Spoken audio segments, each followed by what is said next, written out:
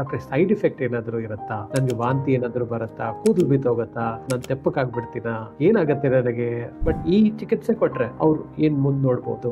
Large ಗೋ ನಾವು ನೋಡಿದಾಗ ಎಷ್ಟು 1000 ಜನ ಪೇಷಂಟ್ಸ್ ಮಾಡಿ ಮೇಜರ್ ಸೈಡ್ ಎಫೆಕ್ಟ್ಸ್ ತರ ಏನು ನೋಡಲ್ಲ.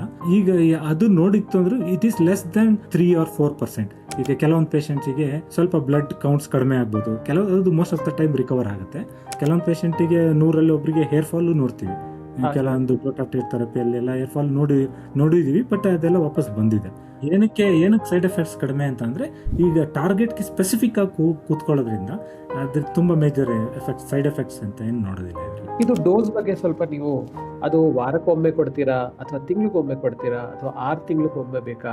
ಇದು ಯಾವ ತರ ನೀವು ಪ್ಲಾನ್ ಮಾಡ್ತೀರಾ ಸಾಧಾರಣವಾಗಿ ನಿಮ್ ಕ್ಲಿನಿಕ್ ಅಲ್ಲಿ? ಈಗ ನ್ಯೂಕ್ಲಿಯರ್ ಮೆಡಿಸಿನ್ ಅಲ್ಲಿ ಮಿಲಿಕ್ಯೂರಿ, ಮೈಕ್ರೋಕ್ಯೂರಿ ಅಂತೆಲ್ಲ ಇರ್ತವೆ. ಈಗ ನಾವು ಆಲ್ಫಾ ಎಮಿಟರ್, ಆಕ್ಟಿನಿಯಂ ಅಂತ ಹೇಳಿದ್ರೆ ಅದನ್ನೆಲ್ಲ ಮೈಕ್ರೋಕ್ಯೂರಿಯಲ್ಲಿ ಕೊಡ್ತೀವಿ.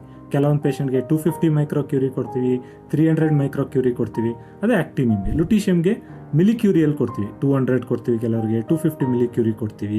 ಎಷ್ಟೊಂದು ಪ್ಯಾರಾಮೀಟರ್ಸ್ ಎಲ್ಲ ನೋಡಿ ಅದನ್ನ ಡಿಸೈಡ್ ಮಾಡ್ತೀವಿ.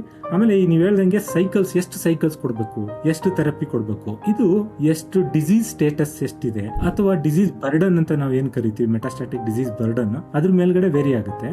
ಈ ಕೆಲವೊಂದ್ಸರಿ ಈಗ PSMA ಥೆರಪಿಯಲ್ಲಿ ತುಂಬಾ ಮಲ್ಟಿಪಲ್ ಡಿಸೀಸ್ ಎಲ್ಲ ಕಡೆ ಹರಡಿತ್ತು ಅಂದ್ರೆ 4 ಸೈಕಲ್ ಕೊಡ್ಬೋದು, ಕೆಲವೊಂದ್ಸರಿ 6 ಸೈಕಲ್ಸ್ ಕೊಡ್ಬೋದು. ನಾವು 20 ಸೈಕಲ್ ತನಕನೂ ಕೊಟ್ಟಿದ್ದೀವಿ ಪೇಷಂಟ್ಸ್ಗೆ, ಏನು ಸೈಡ್ ಎಫೆಕ್ಟ್ಸ್ ಇಲ್ಲದೆ.